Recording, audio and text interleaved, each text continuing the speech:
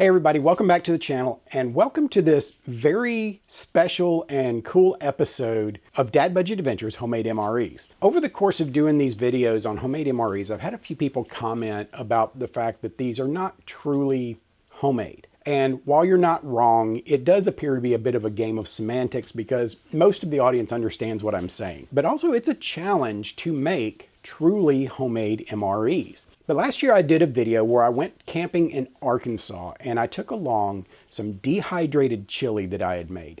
You guys really responded to that and appeared that you wanted to see more of me making actual homemade meals to take camping and take on the trail or use for whatever purposes. So I decided I was going to do some real experimenting. This entire video is an experiment. I don't know if y'all will even care for the content of this. And there are some theories I'm going to be testing out in the process of this. So this is the first Dad Budget Adventures food science adventure. But I decided I wanted to try making my own meals from the ground up. Well, maybe not from the ground up. It's not completely scratch, but I am making all of the things that go into this meal and packaging them myself. Now, that being said, this meal is not an MRE. MRE, meaning meals ready to eat, would imply that everything comes out of the pouch able to be eaten.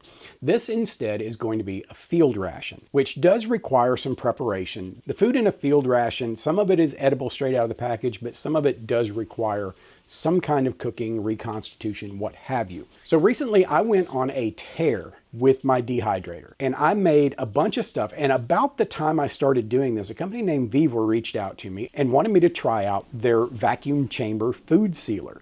So the timing was perfect. As I was making these things, I started off with my old-fashioned sealer and then I finished it up using the vacuum chamber sealer. And I can definitely see a difference in the way the products came out. But we'll show a little bit of that as we go through this process. But first off, let me introduce to you the very first Dad Budget Adventures Field Ration, menu FR1. I am so excited about this project because being able to make my own items to go in these things is kind of the pinnacle of what I'm doing here. Yeah, I can go shopping and show you the things that I find. Being able to make and package and take these things along with me, this is just so epically cool. I can't even stand it. And I'm super anxious to show you. There's a couple of things in here that we're going to experiment with as we go. So we'll discuss that more as we proceed through here. But let me show you what all is in here because we're also going to go through the process of how some of it was made because I know there's going to be questions. So the first item in here is dehydrated spaghetti with meat sauce. That's right, people. We have got full-on spaghetti and meat sauce, and it's dehydrated into a form that I don't have to refrigerate, I don't have to freeze it, I don't have to worry about it. I can just throw this in a pack. If it doesn't get used by the end of whatever trip I'm on, I can just bring it home and keep it for the next one. I don't have to worry about throwing it away because it got ruined from not being able to refrigerate it. So I'm sure you guys are curious about exactly what went into the process of making this spaghetti. So let's take a look at that and see how I made my dehydrated spaghetti with meat sauce entree for my field ration. Take it away. So what we're going to do is I'm going to create my own dehydrated camp food by taking recipes that I would make at home, making dinner for the family, and then using the leftovers to dehydrate and make into a camp meal. And tonight we're going to do that with crock pot spaghetti. Now, since we're cooking, I feel like this is the perfect opportunity to show y'all a gift that I received from the Amazon wish list. This one's a super cool item, but what really makes it cool is who sent it. This is a fire blanket that's designed to keep in the kitchen in the event that you have a kitchen fire.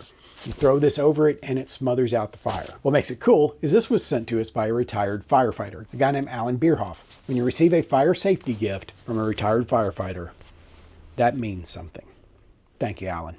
With that being said, let's dive into cooking this. Now, understand going into this, this is not a scratch-made dish. We're going to use some canned things, we're going to use some fresh things, but we're creating something with an end goal in mind. So what I'm going to do is I'm going to start with my crock pot, and into my crock pot, I'm going to add a jar of spaghetti sauce. I'm going to be using Ragu spaghetti sauce flavored with meat, and we're just going to dump that in there. Then we're going to add some water into that jar. We're going to slosh it around a little bit, and we're going to get the rest of the spaghetti sauce that's clinging to the sides, and we're going to dump that in there too. Then we're going to do that again. The reason we're adding so much water into this is that near the end of the process, we're going to use the sauce and the water that we're adding to cook the spaghetti. Instead of the traditional way to make spaghetti by boiling it separately, we're going to add it directly in here and let that sauce cook into the noodles. One of the things that I like to do is into the sauce, I'm going to add a 3-pepper blend. This adds an extra zing to this sauce that you're not going to get out of a jar. We've got yellow peppers, orange peppers, and red peppers. We'll just add all of it in there.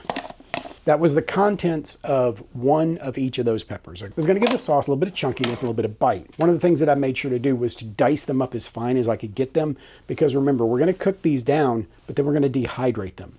So we don't want any big chunks in there that are really going to give that dehydrator a run for its money. And last but not least, before I get this thing cooking, I'm going to add in some ground beef. This was something I browned up previously, put in the vacuum sealer, and then put in the freezer. Got this out, defrosted it, and we're getting ready to throw it in there. You know, one of the things about this dish that's going to be the part of the challenge, all the variety of ingredients that are in here are all going to kind of do their own thing once they get in the dehydrator. But the important thing is to get as much of it on the same page as possible before we even get to that stage. We're going to stir it all in here, and we're going to set our timer. I'm going to put this on a high heat setting because I want to have it for dinner tonight. So we're going to get this cooking. Now we're going to put the top on and let it do its thing. We'll be back in a few hours to finish this up. It's been about 3 hours now, so we're back to see what we've got. The sauce is bubbling and cooking down really nicely. So now what we've got to do is add our pasta in. In order to do that, we're going to break it into very small pieces, because remember, we're planning on dehydrating this, so we want as little resistance as possible. So everything broken up as small as possible is the way to go. Once we get the pasta in here, it's going to need to cook for about another 30-45 minutes or so that the pasta gets cooked and it absorbs all that extra water that we put in there. Now we're making a big batch, so I'm going to add a whole lot of pasta to this because we're going to eat it for dinner tonight, and then I need enough left over to do my dehydrated meal.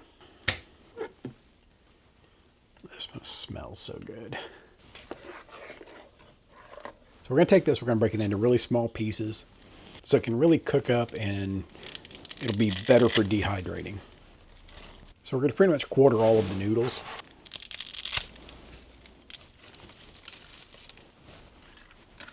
I think about one more handful like that. Just right.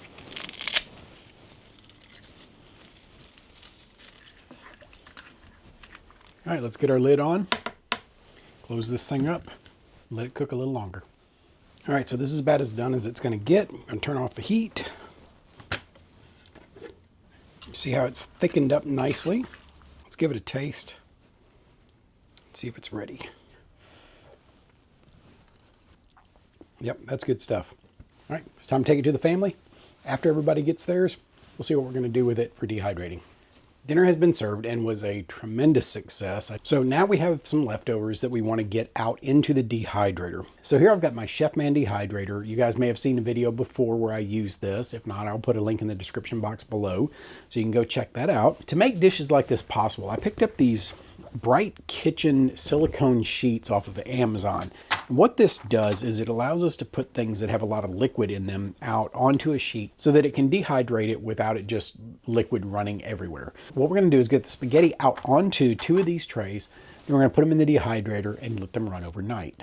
So we just scoop this out on here, and you don't want to do it too thick because you want it to have room for air to kind of flow through here and make an even distribution of the dehydrating process. Otherwise, you'll end up with really dried out stuff and then other areas that you just can't seem to get dry. You want to spread it out as thin as possible, just like this. A little bit of air between some of these little sections here so that we can really let the dehydrating process work. All right, that one's done. We're going to get it in the dehydrator. Let's get the rest out onto this tray. Let me tell y'all, this spaghetti was so good. Adding the extra peppers and stuff into this really just makes for a bold flavor that you don't get out of traditional spaghetti. All right, everything's on there. Now we got to get it into the dehydrator with its partner in there. We're going to leave a gap in here to allow the air to really flow through. All right, so we're going to set the temperature for about 145 degrees. And then I'm going to cook this for about 16 hours. I want to run it overnight, all night long, making sure it gets nice and dehydrated. Hit our start button, and we're underway. Once it's done dehydrating, Then we're gonna move on to the next step of packaging this up and getting it ready to be camp food. See y'all tomorrow. So the dehydration process is officially complete. I came in at one point a couple of hours ago. I needed to flip over the product on the trays. You can see it's in one piece. I didn't film that process, but really all I did was came in, picked this up, flipped it over so that any additional moisture on the back side could also be dried. The next thing that has to happen is that you have to let this cool completely before you do anything else with it. The only way to truly tell if something is completely dehydrated is to let it cool to room temperature. That way you can see if there's any soft spots or anything like that, because heat will tend to make things a little more pliable. So now that the heat is off, we're gonna let these cool, then we're gonna package this up and get it ready for storage. And now that everything's cooled down, we're gonna move on to the next stage, which is gonna be packaging it up for storage. Got everything here ready to go. We're gonna break this up into small pieces so that it will fit in the bags, and then we're gonna get it sealed up. Now we don't wanna break it up too small because remember, we've already busted the noodles up quite a bit. Really all we're trying to do here is separate it. You also want to make sure that you've freshly washed your hands. You don't want to introduce any additional bacteria into this because remember, we're making a shelf-stable food item. What I did was I cut one of my vacuum bags in half so that we could double bag this because this is going to create some sharp edges and I don't want them to pierce through the packaging when I vacuum seal. So we just want to break it up into reasonably sized pieces, you know, spaghetti chips, and get them in this bag. And I want to try to get as much of this as I can in here because I'm going to make this into a single item. I don't want to have to bag up a bunch of different, this is just going to be one meal's worth of spaghetti here. And there are a lot of sharp feeling edges to this, so you don't want to just put this directly into the bag that you're going to seal. You can also use a cardboard sleeve to do the same thing, just kind of protect the outer bag. The great thing about using these silicone sheets is that they're easy to get everything off of. The next thing we've got to do is create our outer bag. This is the rest of the bag that I cut to form the inner bag. And all I'm going to do is set that in the sealer and I'm going to reseal the bottom of it. And I've already labeled it dehydrated spaghetti. And I'm going to double seal this just to make sure.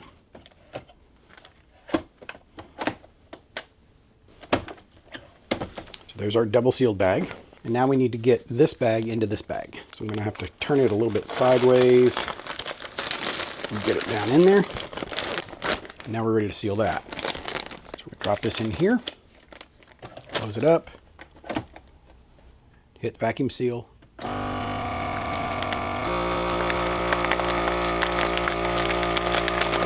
And that is that. Now you may have noticed that I stopped the vacuum process before it was actually done and sealed the bag. The reason I did that is the contents in here are extremely frail and I didn't want to just crush them into dust by continuing that vacuum. So I pulled out as much air as possible.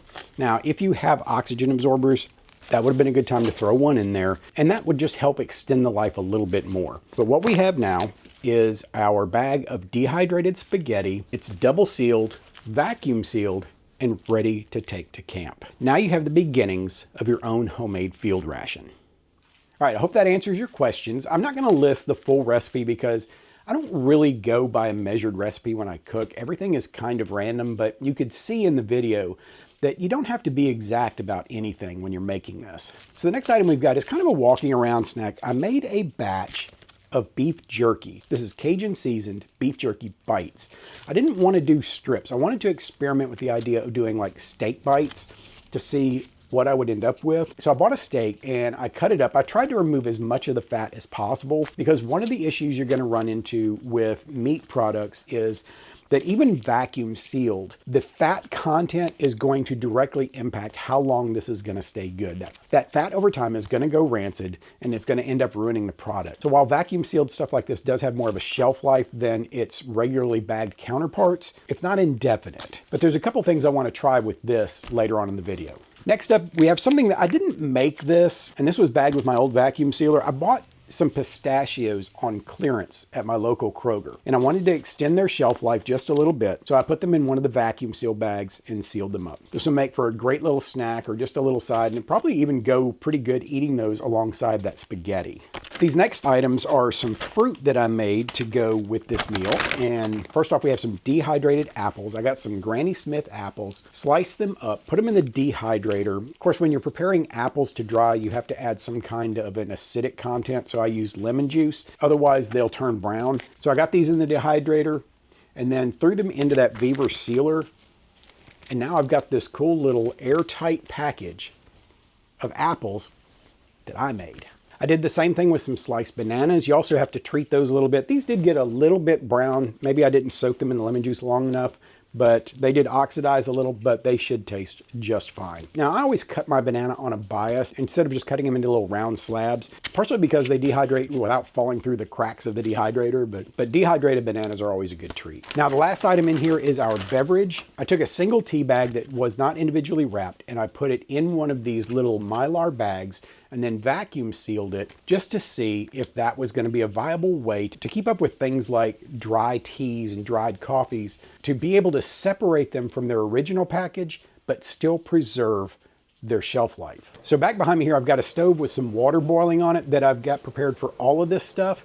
And let me show you exactly what we're going to do, because with the spaghetti, this is kind of a large portion of spaghetti. And the reason I made so much of it is I wanted to try two different things. One I want to try is adding the spaghetti just directly into the pot of boiling water, because I know that's going to reconstitute it just fine. But I also wanted to try an experiment to see if I can use these Mylar bags to package the spaghetti and then be able to just add hot water directly into this and let it reconstitute like one of those freeze-dried hiking meals. So we're gonna test that theory out and see how that turns out. All right, our water's up to a good boil.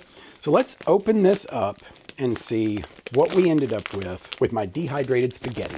By the way, that recipe for spaghetti that y'all saw me make is a family favorite here. If I make that, my wife absolutely cannot leave it alone for the next few days. She will eat it 3 meals a day if it's in the house. So here's what our spaghetti looks like coming out of the bag. So the first thing I'm gonna do is add some into this little Mylar bag so that we can get that process going. Now, if this process works, this is probably going to become my preferred way of making this particular item. Now, I know I explained in the vacuum sealer video that these bags here are super cheap, so economically, this is a better way to go. But if I'm packaging something that I intend to rehydrate in its package, these are the way to go, plus the fact that this Mylar is going to keep light from getting in here. And because the spaghetti does have meat and some fats in it, it's not something that can just stick around indefinitely. So we want to make sure that we give it the best possible chance at a good shelf life. And putting it in this Mylar bag and sealing it up is going to be a good way to go. Plus it gives us that utensil of having something to cook it in. But that's only if this experiment works. Now we also, before we start putting spaghetti in our water, we want to get our tea going. So let's open up our tea bag here and let's get this into the Dad Budget Adventures official bling mug. Gonna add our hot water and get our tea started. All right, let's set this back here for the moment. Now let's add in some hot water into our spaghetti in the Mylar pouch. Being careful not to completely burn myself. I'm gonna zip that up. Another great thing about those Ziploc packages is I can do this. Slosh it around a little bit, let everything get nice and wet in there, and then let's set this aside while we make our spaghetti in the pot. Now, I'm sure the question is going to come up about how much water to add, and while you can kind of wing it, one good way to know how much water you're going to need is to measure things by volume or by weight before you dehydrate them, and then check them again after they come out of the dehydrator. Whatever that difference ends up being is how much you're going to have to add back into it in order to properly reconstitute it. All right, let's add the rest of our spaghetti into the pot of water so we can get that cooking. I have a feeling the wife's going to be very happy because this is the only crock pot spaghetti we've got in the house, so I'm not going to be able to eat all of it, so I have a feeling she's going to be very happy once I get this made. All right, so while that's cooking, let's tear into our beef jerky and see exactly how this turned out.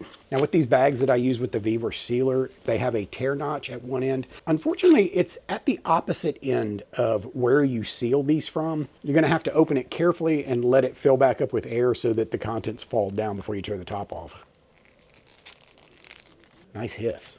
Now you can see right here that there is a considerable amount of fat that was left in this jerky once it was cooked. This was not a lean cut of beef that I got, but that right there is where your limitations are going to be when it comes to shelf life. That fat right there is going to go rancid over time, and it's going to render this useless.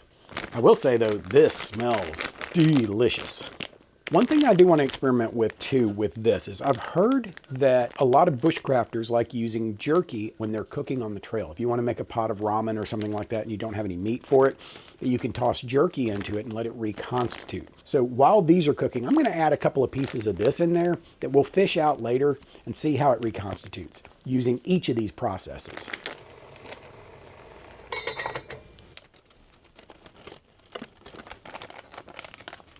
Now to help prepare and eat our spaghetti, I'm going to use this titanium spork that was sent to me off the Amazon wish list by a viewer named Renee. Renee, thank you so much for your constant support for the channel, whether it's through your comments or things like this. Now I have taken down the Amazon wish list for a while. I explained that in another video. I'm not going to go into a bunch of details about that, but this was the last item that was received. Now one of the reasons why I put this particular one on the list was I absolutely hate titanium forks. I don't like the mouthfeel of that satin finish, but this one has a polished bowl on it where they've gotten rid of that. So now you have a smooth bowl, just like a regular fork or spoon. So let me stir this up a little bit. Make sure everything's getting nice and mixed in. That's looking quite lovely. And let's try my beef jerky. See how I did making these little beef jerky steak bites.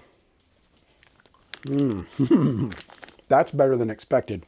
There is absolute perfect tenderness to these. I thought maybe I had overdone it with the dehydrator. No, these are absolutely perfect. And cutting them into these little bite-sized portions like this, I like that. I think that was a good way to go. That was a good decision. It is a lot oilier than I expected. I did not think that it had that much fat left in it, but clearly it did. Now, because this is a completely homemade ration, I also thought about building an accessory kit to go with it, but I decided at the last minute that I was going to hold off on doing that. But I did want to ask for input from you guys on what I should put in an accessory kit for a meal like this. I mean, I've got the bamboo sporks that I normally use. I can throw in things like napkins and such, but what would you add to this particular meal? Knowing what its contents are, what would you add so that you could have exactly what you need when it comes time to eat this? Cheers. All right, let's move on to trying some of this other stuff. Let's test out these pistachios.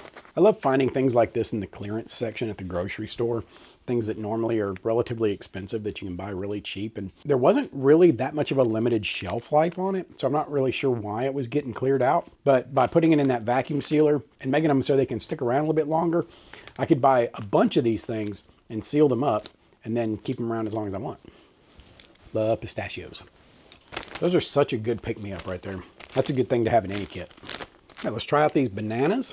Usually when I make dehydrated bananas in my house, I don't get any of them because I make the mistake of leaving them sit. And then I come back, they're all gone. I have little banana gremlins in my house apparently. So these got all stuck together as a result of the vacuum process. There we go. They smell really good. Let's give those a try. These have a very chewy texture, which is really interesting with bananas because there's something about the flavor of bananas that you associate with something really soft. Now, I could have dehydrated these a little bit longer and made them come out more like a chip as opposed to just a dried banana. And that's one of the cool things about a dehydrator is that you kind of just make things to your own preference. If you like them with a little crunch to them, just leave them in there longer, let them get really good and dehydrated, and then they get really airy and crispy. Let's see how our apple slices turned out. All right, look at these apple slices. Look how good those look. Let's give that a go. Once again, these were dehydrated to the point of being a little bit chewy, but they're also very soft and they kind of come apart once you start chewing them. They don't hurt your teeth. They're not really gummy, but I definitely could have dried them a little bit longer and made them crispier. These are a really good accent with this tea. All right, so the time has come to start taste testing our entree in our two different preparation methods for that. First off, I'm going to start with this stovetop method. This is the most thorough way of doing it. So if it didn't get reconstituted right this way, there's no way that other method's going to work. Look how lovely that is. That looks so good. It does smell very different than it did when I first made it before I dehydrated it. So I'll be curious to see if the palate changed at all. Want a bite? Doesn't that look good? Here we go.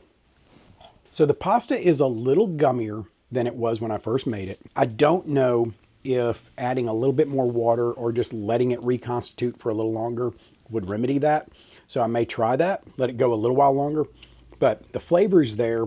It's really good. I worried that the ground beef might not reconstitute right, might be a little gritty, but it's perfectly fine. Let's try this piece of jerky that's been sitting in there. Still kind of like jerky, but just a little bit softer. We'll let the other piece sit in there a little while longer too. Bon appetit.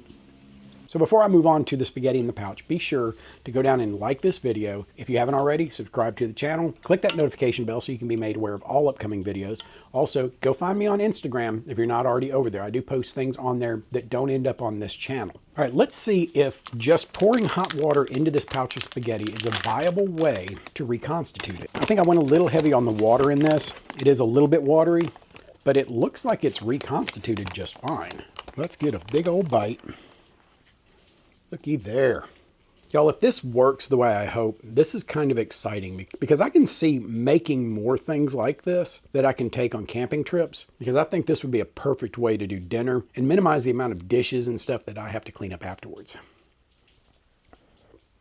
That tastes every bit as good as what came out of that pot. This worked perfectly, exactly the way it needs to. Plus, I don't have to worry about if I leave that thing going and it ends up burning my food. I don't have to worry about that with this. I just need to make sure I put enough and not too much water in it. And it looks like it'll come out fine. This is really good. You guys, this is turning out so much better than I expected. So far, everything just works. Now, I understand this is not a 3-course meal. It does require preparation. It's not perfect, but it's a good start. For this to be menu 1 in this series, I think this is absolutely a winner. So if this looks like something that you guys would like to see me do more of, please leave a comment and tell me. Also, give me ideas for recipes that I should try, keeping in mind that they need to be things that would probably dehydrate well. Don't tell me to make Thanksgiving dinner and put a turkey in here, because that's not going to happen. Somewhere in here there's some jerky. There it is. Let's try that jerky. So the reconstituted jerky just kind of, it tastes like just a tough cut of meat. I can see where it's a viable option if you just want to add that meaty bite to something, but it definitely does not make for a tender roast beef type texture. All gone. What is the most unusual thing you've ever seen in a dehydrated form? Something you absolutely did not expect. I've made dehydrated marshmallows before. Love those things. And of course, I can take these things here, the bananas, the apples, pistachios, and make a pretty fair trail mix. Something about like that would help to chop them up a little bit.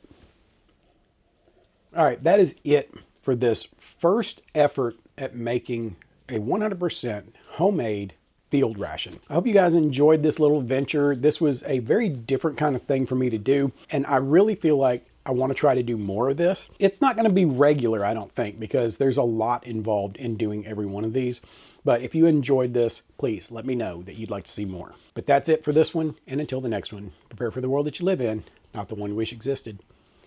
We'll see you around.